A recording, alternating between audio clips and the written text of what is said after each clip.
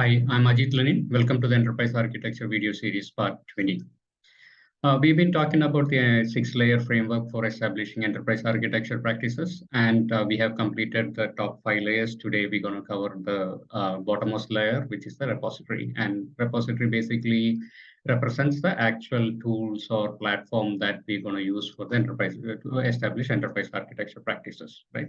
So let's get into what is repository or what we are supposed to do in the repository layer, right? So in the repository layer, basically we are defining and building the platforms and the tools that needed to implement for the requirements we captured across the higher 5 layers, right? And it should be it must be an easy to use, available to all stakeholder kind of a platform. Ideally, this should have integration with the other IT operations tools, like it could be project management tool, portfolio management, DevOps toolkits, etc. Right? So it ideally should have all those integrations, but it's not mandatory. So it's all up to the organization to how much we want to spend and how much robust or how big of a platform we want to build for the enterprise architecture practices. Right? Some organization wants to keep it very simple. Some want to have a full-fledged platform, right? So this video we'll look at what are the different possible capabilities that we need to look for when we are building or defining this platform, right? So as I said, the requirements for this repository comes from the what decisions we made in the previous 5 layers, right? So we looked at when we looked at each of these layers. So we'll start from the top. So on the usage layer, we talked about stakeholders. We defined who are the stakeholders, what viewpoints they want, how do we integrate, bring in the process as part of the change, integrate with the change process within the organization, right? How do we get into a project, initiate a project design when a project is initiated, right? Those integrations with the actual change implementation plan, program, process within the organization, the governance aspect of it, who govern and what, etc. Strategy, how are we managing the strategic, it could be strategic decisions, whether it's vision, architecture principles, etc. And how we're going to use there could be a lot of users, especially the developer community, who will be looking towards enterprise architecture platform as a knowledge repository, right? So all these are aspects we looked at in the usage layer, how we're going to use the EA platform, right?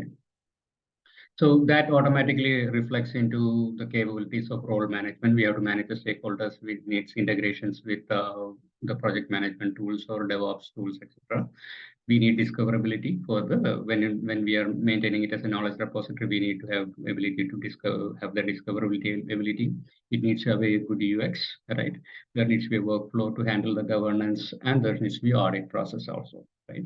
And then when we get into the evolution layer, we mainly looked at how time dependency came into picture when we look at the enterprise architecture components, right? So we looked at roadmap, how do we need to, what we need to capture as a roadmap, whether we need a blueprint, how do we define the transition architecture, and how do we manage the change management process within the EA components itself, right?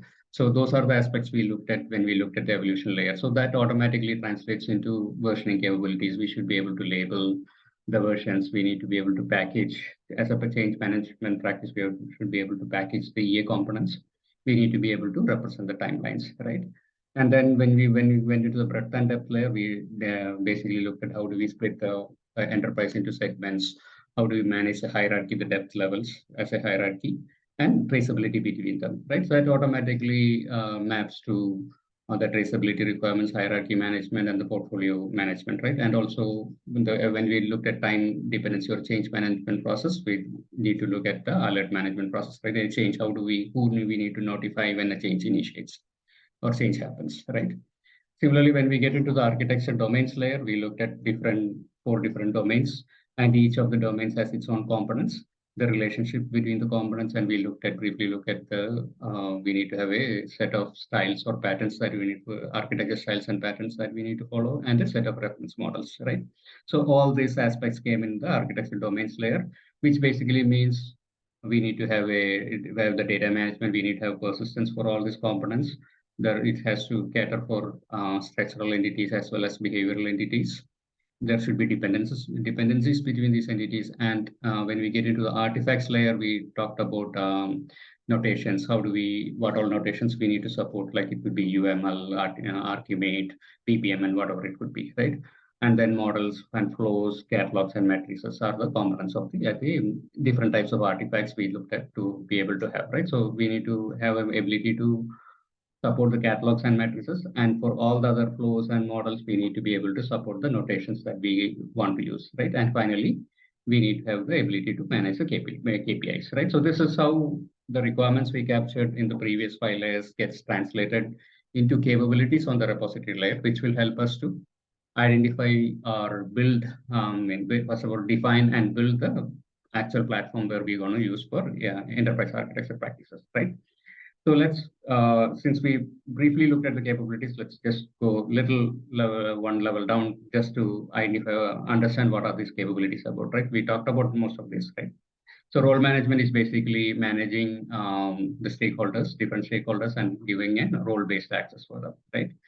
And integrations, we talked about it, is all about how do we integrate this with the other IT operations. So it could be project management tools. Say when a project gets started, how do I trigger any event into or get an event notification into the platform so that it can notify the stakeholders and kind of saying that this is the project I want, gets initiated, and what are the possible components that's going to be impacted with that, right?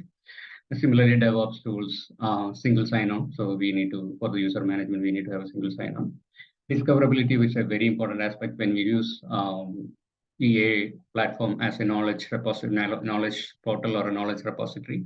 We need to be able to discover. A typical enterprise spends, a lot of people spend a lot of time discovering things, right? So if a project is initiated, we need to look at based on the project, what are the components that are, or what are the applications, or what are the processes that's impacted by the project, right? That itself takes a huge amount of time typically, right? So how do we simplify that, right? If we have a discoverability based on, say, by a process, by a component, by an application, in different ways we can look for the artifacts or the components, right? So it has to have a flexible way of searching for components or artifacts using whatever ways we can have the keys, right? So that the time we spend on discovering things is minimized. And similarly, the more discoverable, it becomes a better knowledge portal, right? And UX, it is to have an easy to use UX. Workflow should be there to manage the governance process. Versioning we looked at, so each component has to go through evolution through the time, so it needs to have different versions. It needs to have labeling because we need to be able to define a blueprint for the organization or the component, right, at any level, right? So we should be able to label a particular version or a package saying that this is a blueprint for this moment of time, right? Similarly, we need to be able to provide timelines views. We need to be able to package multiple components together into a release, right? For a project, if you want to manage a project or a release, we should be able to package all the changes for that release or project into one package, right? Alerts is an important aspect, so we should be able to alert the stakeholders when something is changed, which may impact them, right? It could be a project that was initiated, which impacts a couple of components. It could be a higher level process that is changing. We need to be able to identify what are the lower level components because of that change and who are the stakeholders we need to notify. So all those comes in the alert management. Traceability is basically looking at across the segment. So when we segment the enterprise, how are we building the traceability across the segments, and how are we building traceability across the hierarchy levels and across components as well, right? So how do we connect things is all about the traceability. Portfolio management is all about when we typically segmentize the enterprise, right? So we need to be able to manage each segment or each portfolio, the assets of each portfolio separately, right? So that comes up with a set of capabilities that we need to have. Moving further down, we need to be able to manage hierarchy because we have to manage the different depths. Audits is another, audit logs, audit reports, etc. are important aspect. Data management, when we need to have a solid data model to represent all the components, right? So that and manage that data, right? Persistence, right? We need to persist. So whatever may be the SQL database we need to use. So that would be part of the persistence aspect of it, right? We should be able to persist the components and also the artifacts we generate, right? It could be diagrams. So there should be a artifact repository as well as a transactional database where all these entities goes. So that should support both structural components to manage those business objects, entities, models, etc., and behavioral components, right? Processes, business functions, etc. We should be able to manage dependencies between these components, right? And notational support. So we need to we looked at select artifacts layer. We looked at what all to deciding on what notations we want to follow. It could be UML, BPM, and Archimate. So all these things, when we are going with the UML, we want a UML to use UML, then we need to have a tool that can where we can edit UML, right? So those are the aspects that comes in the notational support. Catalogs, we need to be able to manage, define and manage catalogs for any architectural components. Similarly, matrices, we should be able to have matrices across any component. And finally, the KPIs, right? We should have the ability to report the KPIs and create some visualization tools as well, right? So all these capabilities, there could be more, but these are the typical capabilities that could come up, right? So all these put together, how is our functional architecture look, right? This is a sample architecture, so it could need not be like this, but this is just my quick attempt on how enterprise architecture platform would look, right? So we'll have a front end where we have all this diagramming capabilities, user management, workflows. It can be a knowledge portal where we should be able to manage do the change management and the hierarchy management aspects. So all those, whatever we looked at capabilities we looked at in the previous slides, that should be there in the front end.